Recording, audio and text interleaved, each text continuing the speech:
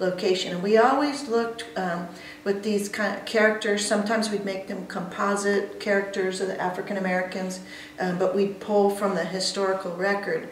For me, my most important scene, of sobbing, really watching it be filmed, was in the slave cabin.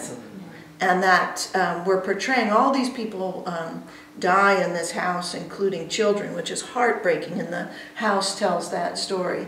But also there is death and horrific conditions that's going on with the 500 slaves that are associated with this house. And it was one of the largest slave owners in the South are associated that will pass through in this house. So we took a couple of characters that we had records of and then crafted stories around them. But then to actually this was filming that was at the Aiken County Museum, and we call it the slave cabin, though it's just a little log cabin. Yeah, right? And then we went in there and it was just tight. It's hot, and these are my students from classes that they've just been learning, U.S. history, and they say, oh, what do you have to do to get an A in one of Dr. Morehouse's classes? Well, go, be in this performance, and these students took to this. Well, we had to shoot again and again. Let's do it. What was Jamie's line? Or yours? Oh, yeah. Oh, that's perfect. Let's do it again.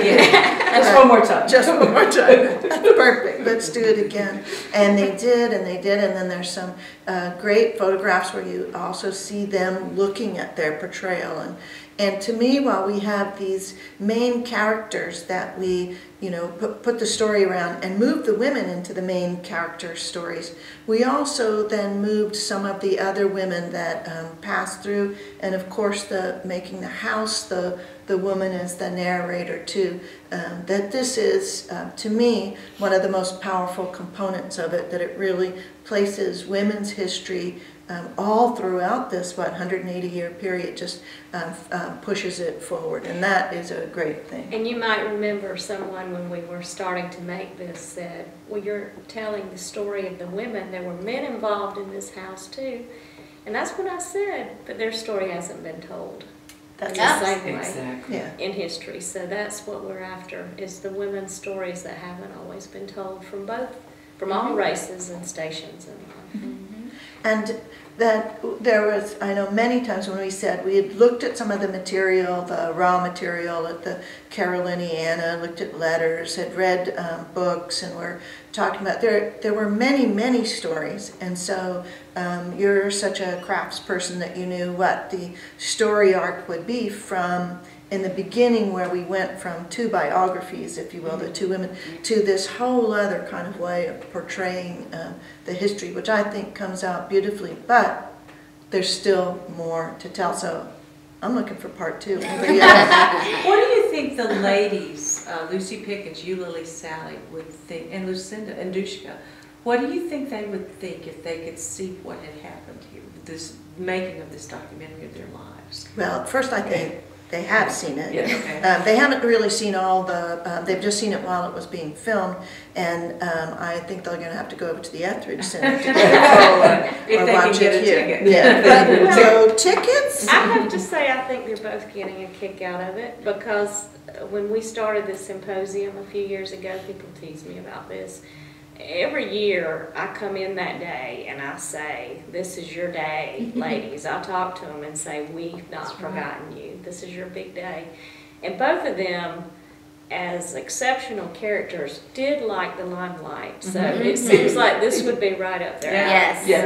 You know, we were, I guess there seems like there was a lot more seriousness with the times and the character that Lucy, but I think we had fun with some of the scenes. Oh my goodness. Well, we had some fabulous party scenes too that were just gorgeous, and big groups of people that were here. And the actress, Carla Cloud, was just such a joy. I asked to actually make her makeup up. She had those cute dimples. Oh, yeah. She's just always got a smile, great attitude. And well, I call her fearless. Fearless. Yeah, she was just perfect. Yeah. I loved Mr. Means. I loved that. That was one of my favorite scenes.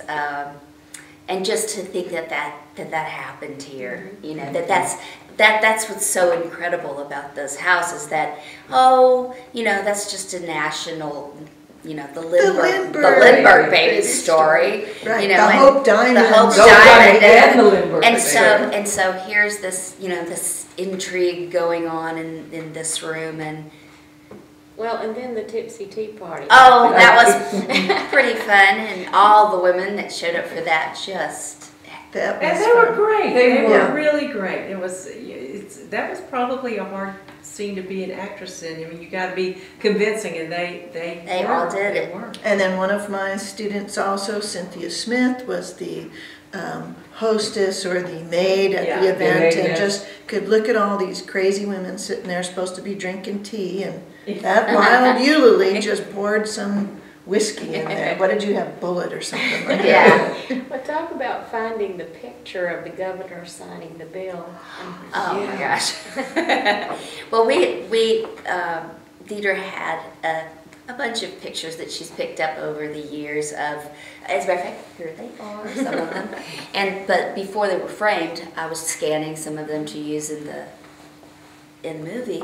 And at like 5 o'clock in the morning, I'm going through the pictures and scanning them, and I flip over this one and realize that I'm looking at the actual picture that Governor McNair signed to Eulalie on the day that he, signed the amendment in South Carolina. And Funny side story on that is the day Christy called me, I was driving, I was talking on my cell phone, and she told me that that I needed to get a hold of Rooney Floyd to see if he could be in a scene, maybe as the governor. And I pulled into a gas station, and I looked in the car next to me, and there was Rooney Floyd. And I have never run into Rooney, I'm telling you. except intentionally. And he was so excited and has been so supportive of this project. Well, that's the way this one has worked, and no matter what people think, that's the way it's happened. So one of the things about that scene that I liked the best, though, was the way Carla was able to take Eulalie from a young, very energetic woman to an older woman and Carla's not an older woman, and she was able to portray that. I thought in that scene very well. She knows what she's doing. Well, the governor won't give Eulalie the pen that he has signed the amendment that she has waited for so many years. And Carla, the actress, plus you can see it in the photograph, just looks with that look of disdain. You know, this is just so petty. How could this possibly be? I've waited all this time. Yeah. It was 50 years, wasn't Yeah. it? it was 50 years, and then when we went to talk with the women in the League of Women Voters, they told us that, in fact, the paperwork got lost from 1969 to 1979 until it was actually filed and legal to vote in the state of South Carolina.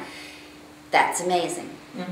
That's just another piece of information that this brought out. That yes, I guess some people would know, but well, we would be remiss if we didn't mention Emily Cooper. Oh yes, and her role. And Emily, and also Constance Ashton Myers, who had 12 hours of audio tape in this very room with Eulalie. Mm-hmm.